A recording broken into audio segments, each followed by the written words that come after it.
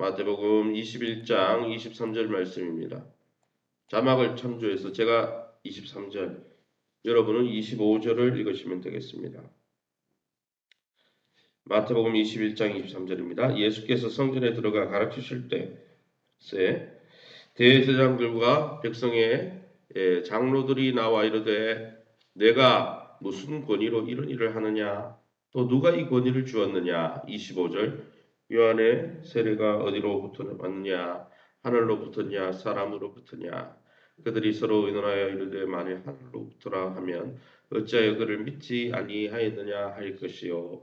27절 예수께 대답하여 이르되 우리가 알지 못하노라 하니 예수께서 이르시되 나도 무슨 권위로 이런 일을 하는지 너에게 이르지 아니하리라. 31절 그 둘 중에 누가 아버지의 뜻대로 하였느냐. 이르되 둘째 아들이니이다. 예수께서 그들에게 이르시되 내가 진실로 너희에게 이르노니 세리들과 창녀들이 너희보다 먼저 하나님 나라에 들어가리라. 아멘.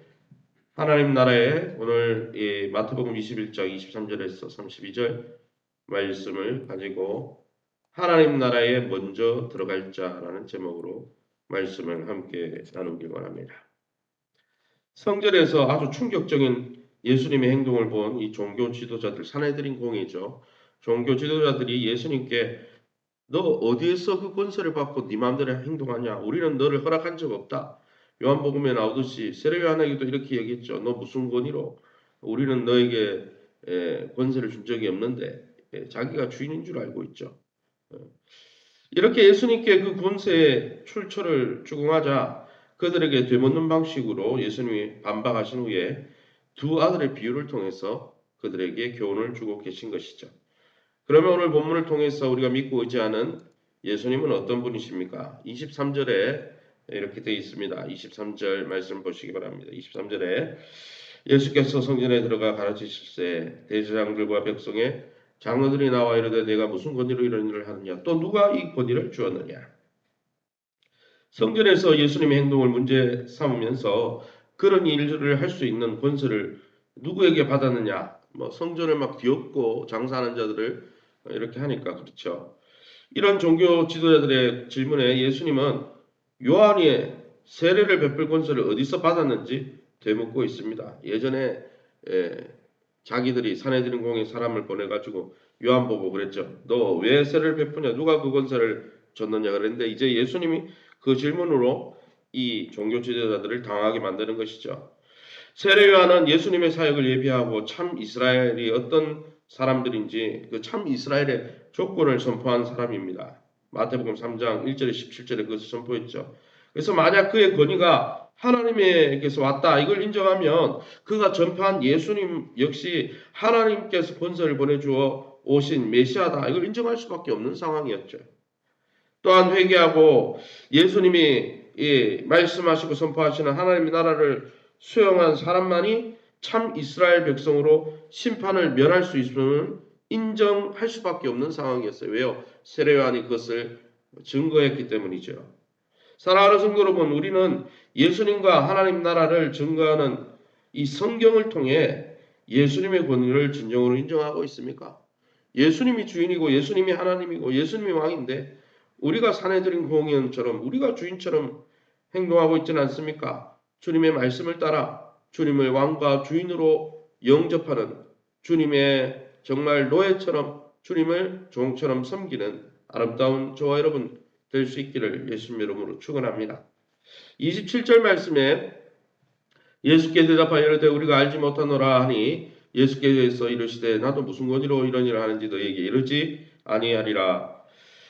산헤드린 공회원들이 자기 생각을 버릴 준비가 되어 있지 않고 예수님을 죽일 생각만 품고 있는 이 종교 지도자들에게 예수님은 대답해 주지 않으신다는 것이죠. 그래서 하나님 앞에 나갈 때 자기 고집 버리지 않고 자기 생각과 자기 편견을 그대로 갖고 있으면 하나님은 더 이상 계시의 말씀을 또 하나님을 깨닫게 하시는 진리의 말씀을 가르쳐 주지 않는 거죠. 그럼 교만하고 하나님을 대적하는 자들에게 하나님이 침묵해 버린다. 그들을 계시 가운데서 제어시켜 버린다는 것이죠. 그들의 질문 속에 이미 답이 있었습니다. 그들에게 굳이 대답하지 않으셔도 그들은 답을 다 알고 있는데 고집을 부리는 거죠. 자기가 계속 왕하고 싶다는 거죠. 자기가 계속 주인 노릇하고 싶다는 거죠. 사랑하는 성도 여러분, 지금도 자기의 신념과 고집을 하나님 말씀보다 더 높이고 아끼는 사람에게는 말씀조차도 아무런 영향력을 끼칠 수 없다는 끔찍한 사실을 오늘 보여주는 것이죠. 사랑하는 성도 여러분, 저와 여러분은 천국 문 앞에 서는 그날까지 하나님의 말씀을 최고의 권위로 여기며 날마다 주인님 말씀하옵소서 겸손히 듣겠습니다. 그런 겸손의 자세를 유지하면서 우리의 자신의 고집과 아집과 편견은 십자가에 날마다 못 박고 자기를 부인하고 주님을 쫓아가시기를 예수 이름으로 축원합니다. 그럼 오늘 본문을 통해서 우리에게 주시는 교훈이 무엇입니까? 25절이죠. 요한의 세례가 어디로부터냐 하늘로부터냐 사람으로부터냐 그들이 서로 의논하여 이르되 만일 하늘로부터라 하면 어찌하여 그를 믿지 않았나 할 것이요.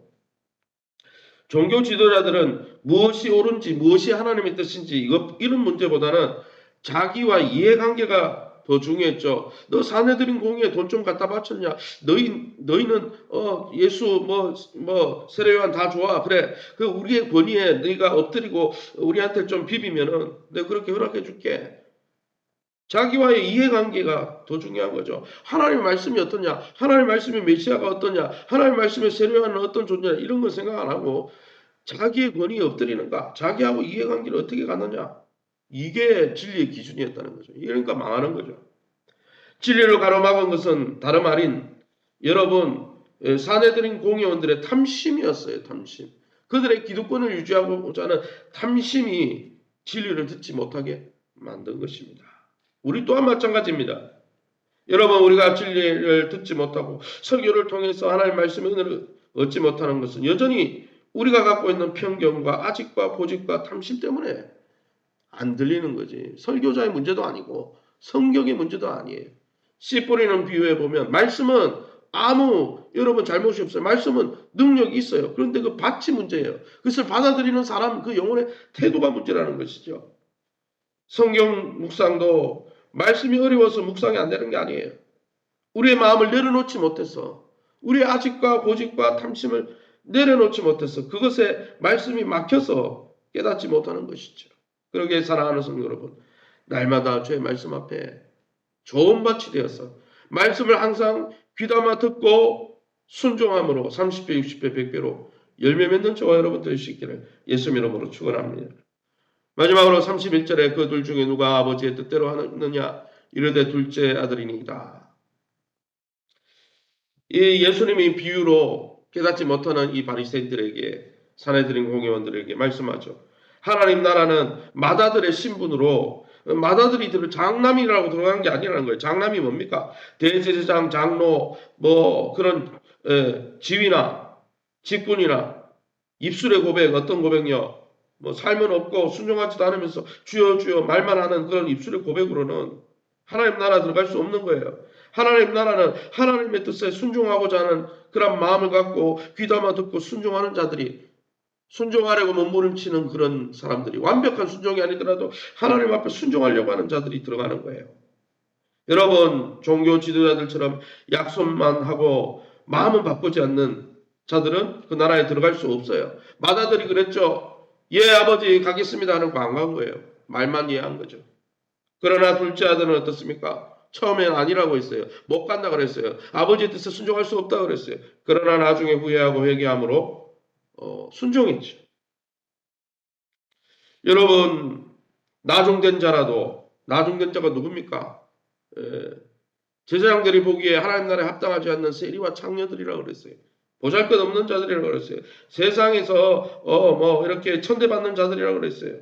그러나 나중된 자라도 말씀을 듣고 돌이켜 믿으면 먼저 천국에 들어갈 수 있다라고 선포하신 것입니다. 사랑하는 성도 여러분, 말씀 묵상을 통해 늘 자신을 돌아보고 성찰하지 않고는 자기를 속이고 나는 잘 되고 있구나. 나는 이미 천국 백성이 되었구나.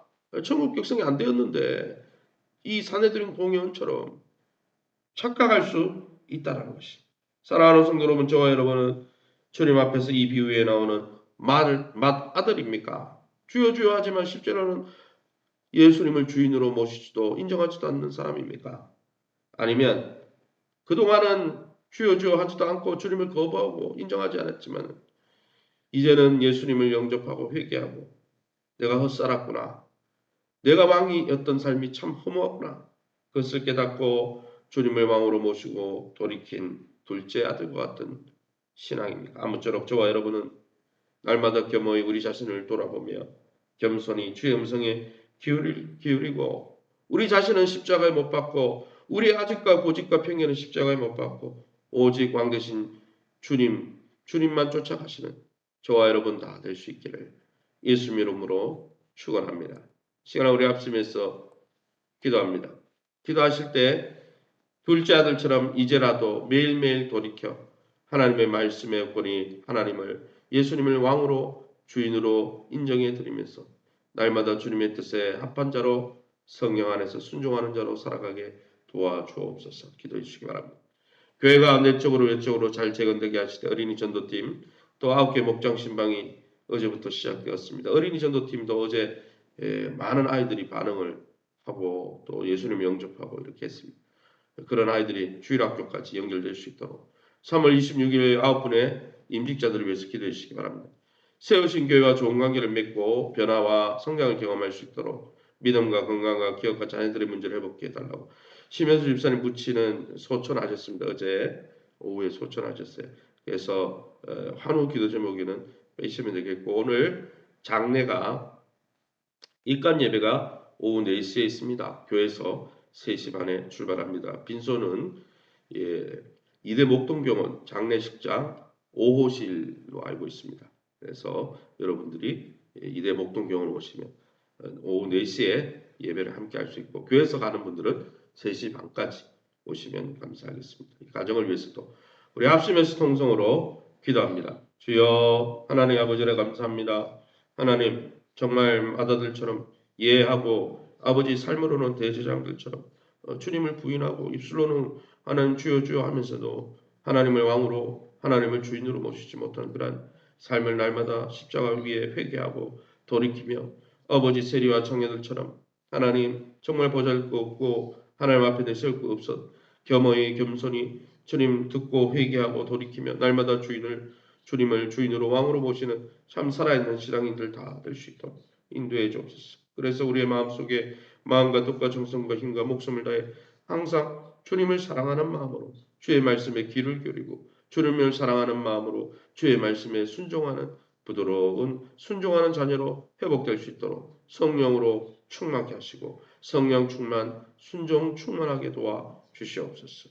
교회가 내적으로 잘 재건되게 도와주시고 어린이 전도팀과 9개 목장 신방이 시작되었습니다. 성령으로 충만하게 도와주시고 하나님 아버지 또 헌신하는 모든 구역장님들 축복해 주셔서 저들의 성김과 수고가 헛되지 않게 축복해 주옵소서. 3월 26일 9분의 임직자들 바나바처럼 성령 충만하게 하시고 준비하는 모든 임직 순서를 주님 정말 아무 착오 없이 잘 준비가 되게 도와주시고 은혜로운 집회 또 영적인 축제가 될 수 있도록 인도하여 주옵소서. 세우신 교회와 좋은 관계를 맺게 도와주시고 믿음이 함께 자라며 하나님 건강이 회복되어지고 기업과 자녀들의 문제가 열려질 수 있도록 우리 아버지 햇불교회 중보기도를 축복해 주옵소서.